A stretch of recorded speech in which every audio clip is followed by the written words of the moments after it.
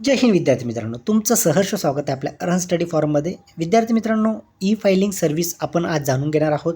त्यामध्ये फायलिंग कशी करायची, त्या फायलिंग करण्यासाठी तुम्हाला अगोदर रजिस्ट्रेशन करावं लागतं. जी केसेस आपल्याकडे येतात त्या केसची आपल्याला ई फायलिंग करावी लागते. ई फायलिंग केल्यानंतर तुम्हाला एक नंबर मिळतो.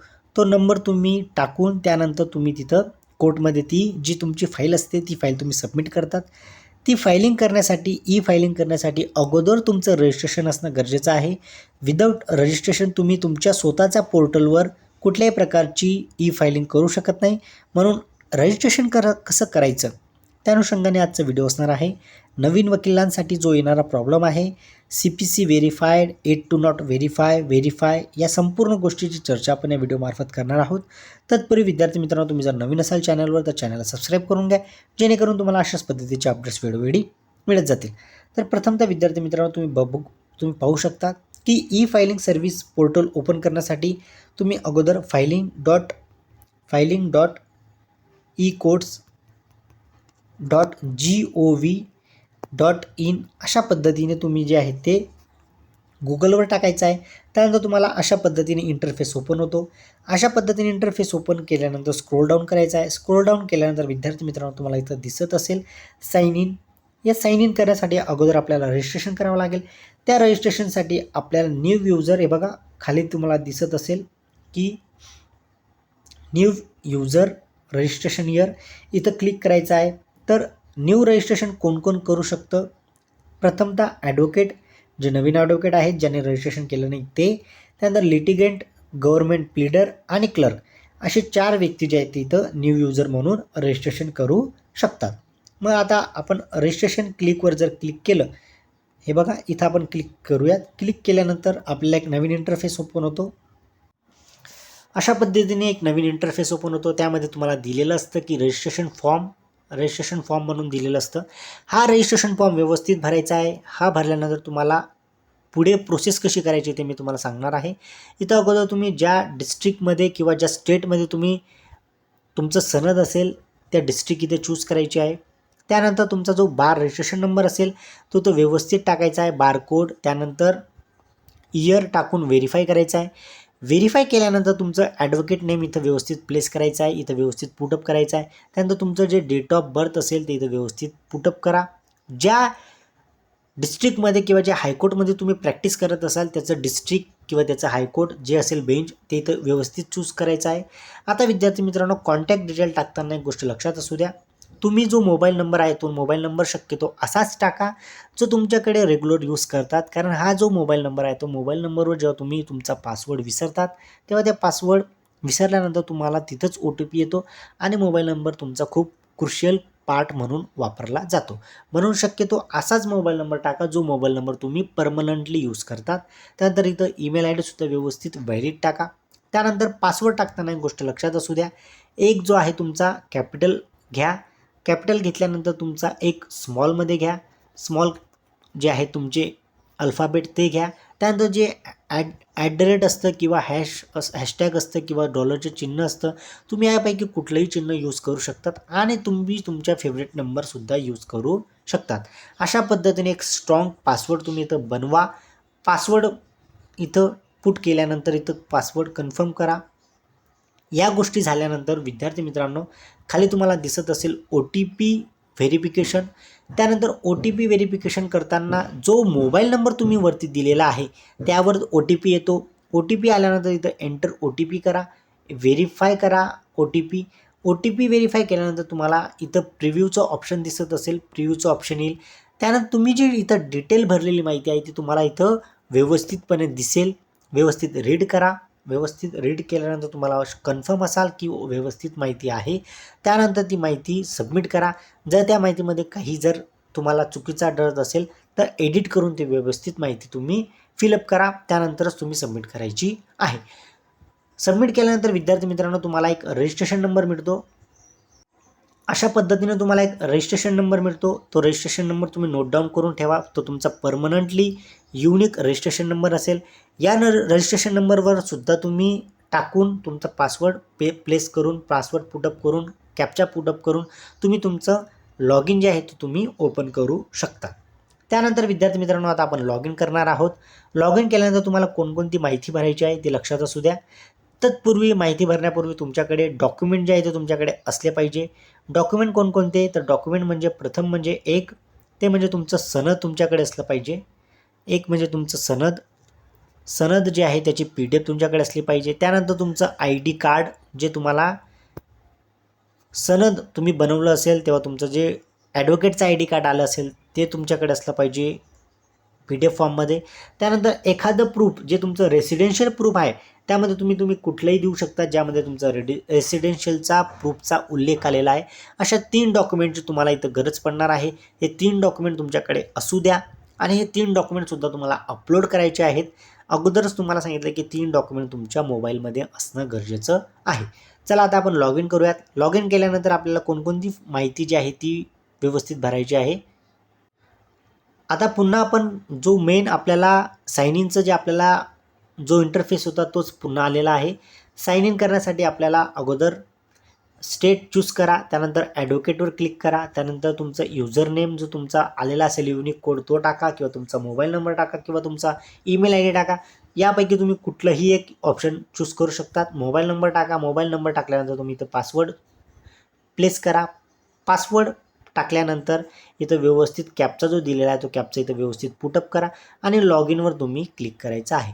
लॉग इनवर क्लिक केल्यानंतर तुम्हाला एक नवीन इंटरफेस ओपन होईल. अशा पद्धतीने तुमचं जे इंटरफेस आहे ती ओपन होणार आहे. त्यामध्ये तुम्हाला जे आहे तुमचं बार रजिस्ट्रेशन नंबर इथं तुम्हाला दिसेल. त्यानंतर तुमचं ॲडव्होकेटचं नाव तुम्हाला इथं दिसेल. तुमचं फुल नेम इथं तुम्ही प्लेस करायचं आहे. त्यानंतर तुमचा डेट ऑफ बर्थ इथं तुम्हाला दिसेल. त्यानंतर मेल फिमेल व्यवस्थित चूज करायचं आहे. त्यानंतर इथं तुम्ही तुमचा ॲड्रेस जो आहे तो व्यवस्थित पुटअप करायचा आहे. त्यानंतर डिस्ट्रिक्ट व्यवस्थित पुटअप करा आणि पिनकोड तुम्ही व्यवस्थित टाकायचा आहे. ही माहिती भरल्यानंतर विद्यार्थी मित्रांनो लक्षात असू द्या, हे जे तुम्हाला वरती दिसत असेल, हे जे तुम्हाला इथं वरती दिसत असेल व्हेरीफाय मोबाईल नंबर, जो मी तुम्हाला आता सगळं इरेज करून तुम्हाला मी दाखवतो. हे बघा इथं व्हेरीफाय मोबाईल नंबर हे जे आहे तुम्हाला इथं रेडमध्ये दिसेल. रेडमध्ये दिसल्यानंतर तुम्हाला ते त्याच्यावर क्लिक करायचं आहे. इथं रेडमध्ये दिसेल. ही गोष्ट पूर्ण सबमिट केल्यानंतर ही जी प्रोफाईल आहे, प्रोफाईल सबमिट केल्यानंतर तुम्ही व्हेरीफाय मोबाईल नंबरवर यायचं आहे. हे जे व्हेरीफाय मोबाईल नंबर असेल तुम्हाला जेव्हा तुम्ही हे पूर्ण ओपन कराल, नवीन असाल तर तुम्हाला हे रेड कलरचं दिसेल आणि त्याच्यावर क्लिक करायचं आहे. त्याच्यावर क्लिक केल्यानंतर विद्यार्थी मित्रांनो तुमचं एक नवीन इंटरफेस ओपन होईल. ते इंटरफेस म्हणजे असं की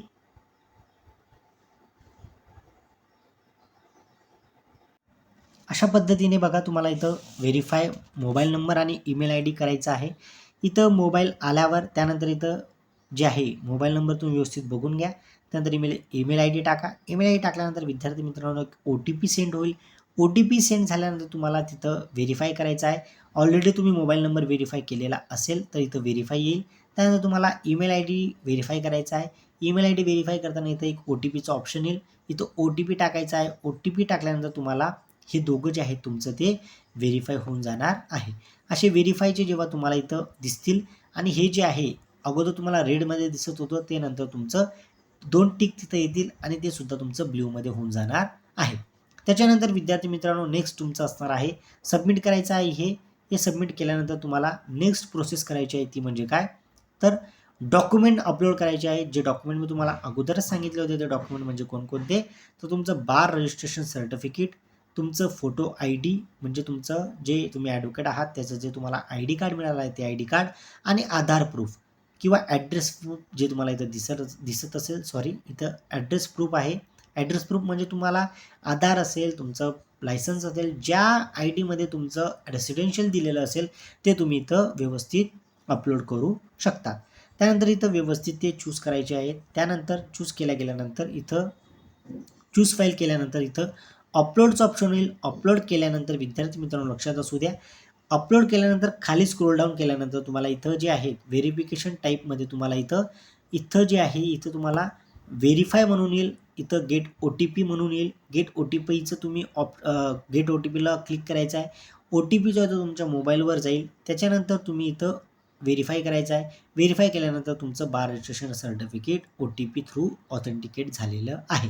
त्याचप्रमाणे तुम्ही हे तिघं जे डॉक्युमेंट आहेत ते विथ OTP म्हणजे ओ टी पीवर क्लिक करून ओ टी पी आला की त्यानंतर तिघही डॉक्युमेंट एक एक करून 3 ओ टी पी येतील. 3 ओ टी पी करून तुम्ही ते व्हेरीफाय करायचे आहे.